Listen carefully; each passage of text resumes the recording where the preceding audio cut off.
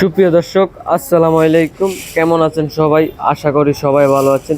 প্রিয় দর্শক, এই মুহূর্তে আমি রয়েছি ঢাকা শ্যামবাজার পেঁয়াজ এবং রসুনের পাইকারি আড়তে।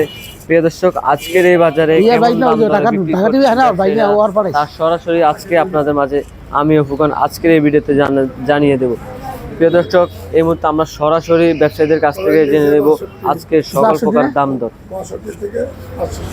আসসালামু আলাইকুম। ওয়ালাইকুম আসসালাম ওয়া রাহমাতুল্লাহি ওয়া বারাকাতুহু। ভালো আছেন চাচা? আলহামদুলিল্লাহ, আল্লাহর রহমতে ভালোই আছে। আজকে পেঁয়াজ কত করে চলছে? আজকে চলতেছে আমার ঘরে যে পেঁয়াজ আছে ওই পেঁয়াজ নিচে 62, উপরে 68। এই যে বিএপি মার্কেট যেটা 68। আজকে আমদানি কেমন পেঁয়াজ? আমদানি আছে মোটামুটি ভালোই, খারাপ না। আমদানি আছে একটু, আজকে বেচাকেনা একটু কম দেখা যাইতেছে। আমদানি ভালোই।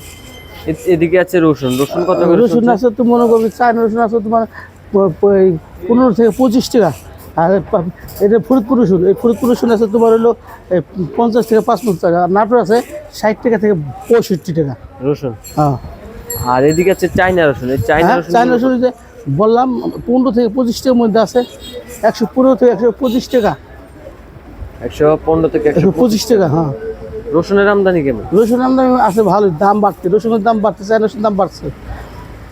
দেশি রসুন বাড়ে নাই। আজকের আমদানি বেচা কিনা কেমন চলছে? বেচা না আছে আলহামদুলিল্লাহ ভালো, মোটামুটি আলহামদুলিল্লাহ। সকালবেলা তো আস্তে আস্তে বাড়বে।